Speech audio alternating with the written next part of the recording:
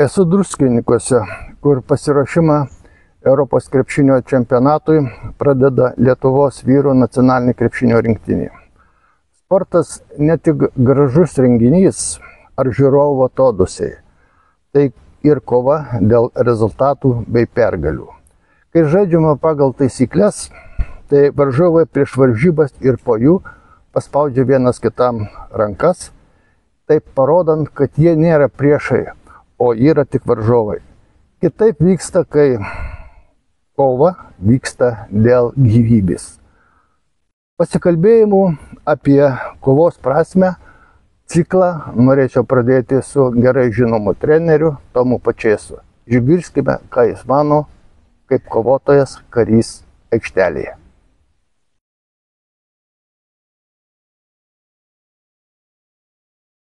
Kai jūs vadovaujate Lietuvos ryto krepšinio komandai, Ukrainos krepšininkas Denisas Lukašovas yra taip pasakęs, juk jūs iš kiekvieno išreikalaujate maksimumo. Ar toks kovotojo, kario paveikslas, charakteristika jums visada prie širdies? Ir ar tokia taktika ir tiks ir Lietuvos krepšinio rinktinėje, kuriuos dabar kartu su Rimu Kurtinaičiu treniruojate? Ačiū už gražius žodžius Denisui Lukašovui. Taip atsimenu, žaidėjas, žaidė pas mus komandoje.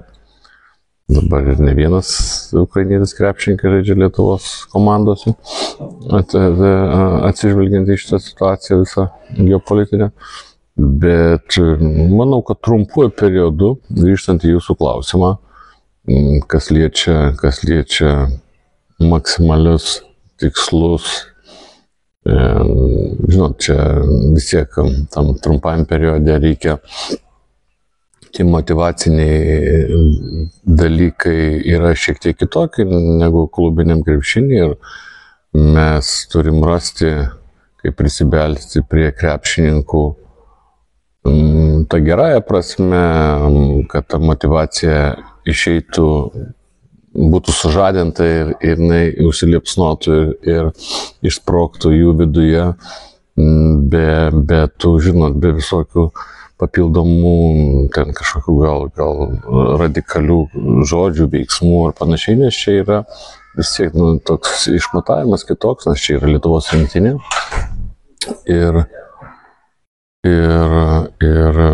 yra, vis tiek yra komanda, kur yra visos tautos pasididžiavimas, noras, troškimas ir gal mūsų visos bendruomenės tautos įprasminimas vilčių visų pirma. Tai aš manau, kad čia reikalavimo, ta prasme jinai įgauna kitą kampą visai. Čia yra tas reikalavimas savo daugiau ir savidisciplinos, motyvacijos, atsidavimo, patriotiškumo, daug šitų būdvardžių galima vardinti, bet jie yra šiek tiek kitokie negu klubiniam krepšiniui.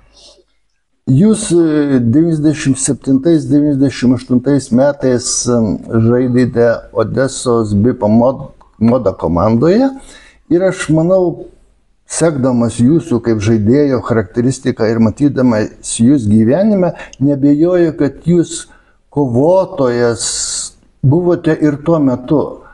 Kaip, sakykite, jūsų bendra komandos žaidėjai jūs charakterizavo kaip tokį? Ir jeigu yra atsiminimo iš tų laikų, gal žinote, kaip susiklosti tų komandos narių likimas, nežinant, kad šiuo metu Ukrainoje iš tikrųjų vyksta karas. Ar nebuvo tokio, ar nėra tokių žinių apie tuos buvusius žmonės artimus? Nes komanda yra šeima. Taip, sutinku, bet jūs užduodat klausimas, ar kažkas mane apibūdino, tai šitas klausimas turėtų būti tiem žmonėm adresuotas. Aš jau nekalbėsiu apie save. Ar iš geros, ar iš blogos pusės, tai čia jau sakau. Aš girdėjau tik iš geros pusės. Tai čia, žinot, įvairių nuomonių, įvairių žmonių yra.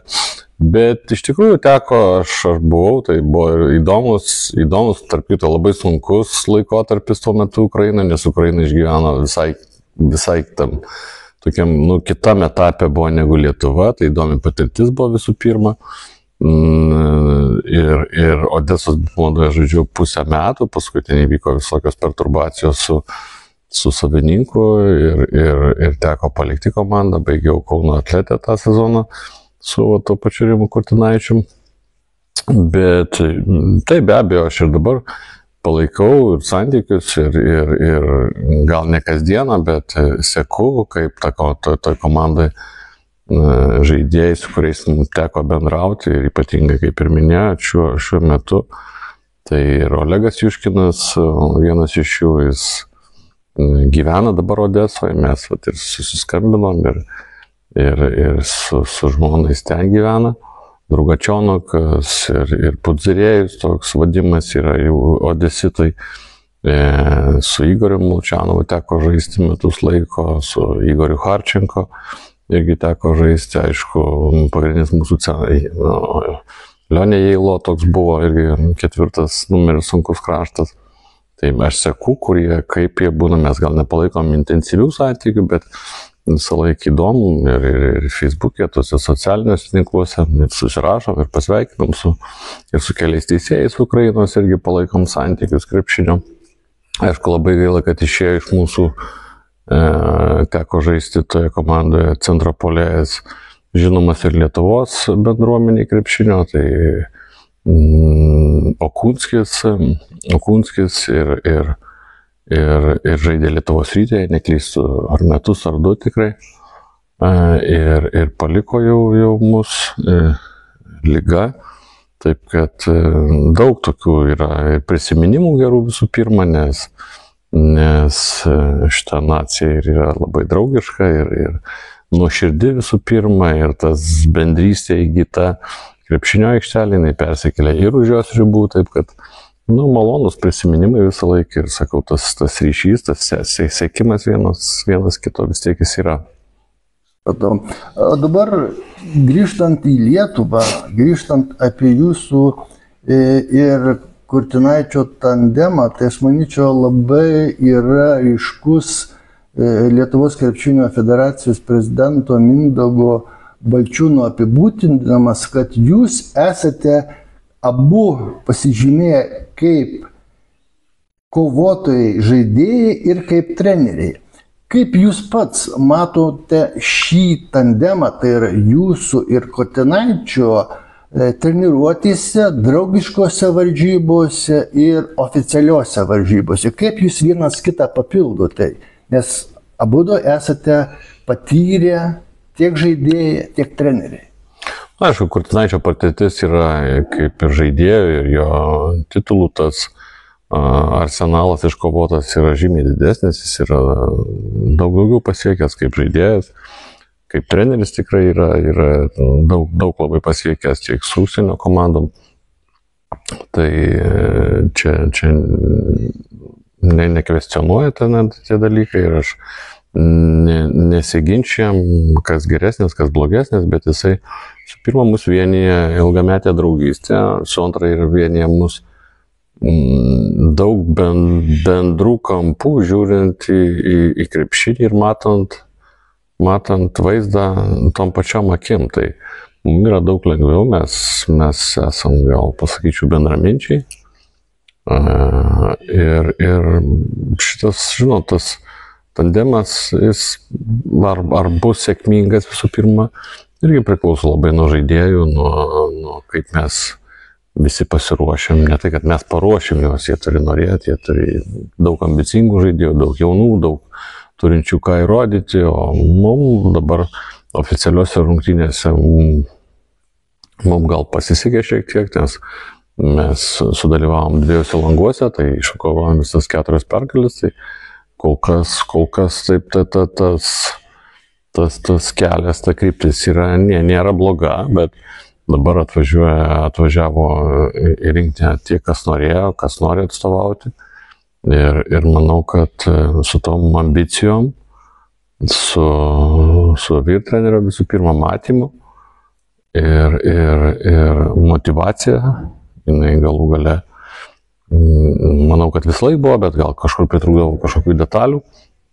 Tai manau, kad prie geros sėkmės, prie gero darbo galima viltis rezultato kažkokio, ko mes ir tikimės. Visi čia nėra paslaptis, kad mes eisim pabandyti, stengtis laimėti. Daug gerų komandų. Krepšinio sporto šaka yra populiariausia su futbolu pasaulyje ir daug konkurencijos, daug talentų visur. Mes irgi norim, kad ne tik tai mes tikėtume žaidėjais, bet ir žaidėjai patys tikėtų, kad gali, nes tikėjimas yra didžiausias variklis visame kame, ar versle, ar politikoje, ar sporte, ar gyvenime. Tai tikėjimas, tai tas tikėjimas ir sukelia tas ambicijas. Tai manau, kad to mums netruks ir matysim, kaip persidus aikštelėje tas visas. Treneri, mes neatsitiktinai šiuo metu esame prie Lietuvos nacionalinės rinktinės marškinėlių, ant kurių yra parašai nacionalinės rinktinės žaidėjų, ir šie marškinėliai bus skirti aukcionui, kurių pinigai turėtų eiti paremti suluošintus Ukrainos karius, kuriems yra dabar reabilitacijos. Aš apskritai gal tokį norėčiau pabaigą bendražmogišką klausimą jūsų nuomonės išgirsti. Jeigu mes prisiminsime Pjero Kuberteno odę sportui, tokią pagrindinę mintį, o sporte tu taika. Persikėlus į šių dienų realijas, aplink vyksta neramumai. Kaip ta sporto dvasia, kuri skirta suvienyti žmonės, parodyti jų geranoriškumą, jūsų manymu dabar, ar nėra tas toks taikos troškimas ir bendrystės troškimas nuėjęs į politinės paraštės? Tai yra politinės realijos, tam tikros žmonių, politikų nuomonių skirtumai sukelia žmogiškas tragedijas ir mes bandome paprasti žmonės užkaišyti tas spragas, kur politikai dažnai nesugeba tai padaryti. Tai visų pirma, jūs daug pasakėte monologiją ir apie savo veiklą, ką norėčiau išreikšti didelę padėką visos ir mūsų komandos, ir bendruomenės, ir turbūt federacijos vardu, kad jūs aukojatės, jūs nežinau jau kiek 50 kartų jau buvot nuvykę su parama, su realia parama, pas realius žmonės, su realiais darbais. Ir tai didelė pagarba jūsų veiklai ir tas atsidavimas, tikrai, mes esam stebimės tuo ir stebim jūs ir didelė pagarba jūsų veiklai ir sakau, duok Dieve jums sveikatos ir kad jūs padeda tikrai paprastiems žmonėms, bet kaip ir jūs sakėt, kad šitos pagalbos jūsų geranoriškumo gal nereiktų, jei būtų tie politiniai sprendimai kažkokie, žinot, ir tie žmonės kenčia ir mes kaip valstybė, kaip tauta, mes labai manau, kad daug padedam, prisidedam ir ypatingai gal ta emocija buvo sukelta ypatingai aukštai pirmaisiais karo metais ir vis tiek tas pavargimas, gal ta apatija, dar kažkam kažkas atsiliepia, bet žiūrint į jūs, į jūsų pastangas, manau, kad jūs esat nuoseklus, disciplinuotas kaip ir sportininkai ir negalit nuleisti rankų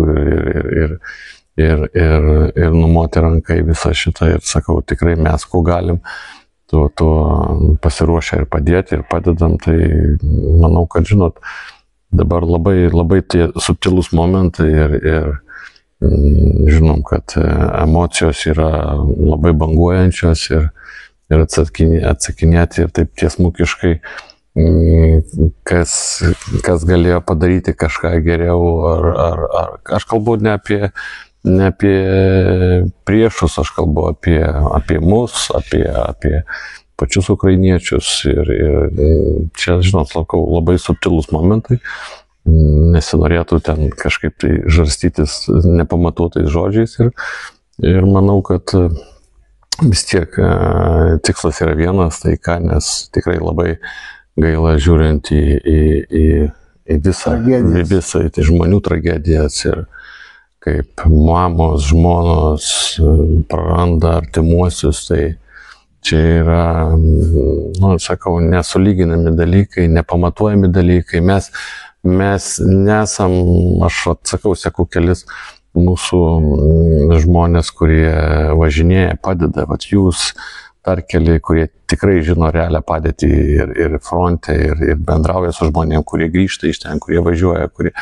Tai, suprantat, mums labai sunku sėdint čia pajausti, mes galim užjausti, bet mums pajausti nebūnant ten, tik tai iš video medžiagos labai sunku iš tikrųjų yra ir tą pripažinkim mes ir mes kuo galim tuo padedam. Manau, kad elgiasi mūsų ir valstybė ir tauta kilniai pagal galimybės ir tikrai didelis dėkui visiems žmonėms ir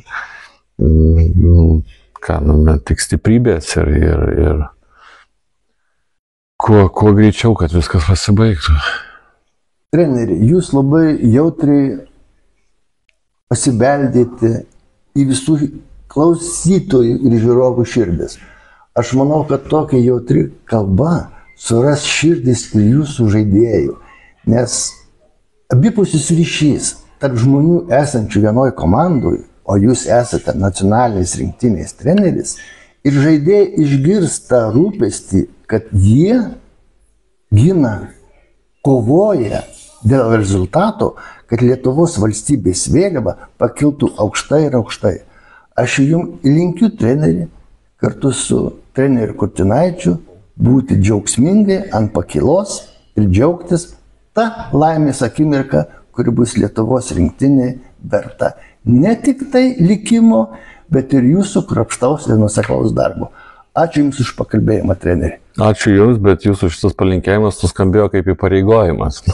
Čia yra, taip sakant, aukščiausiam pasakymas Dieve padėk. Ačiū Jums, žiūrovai.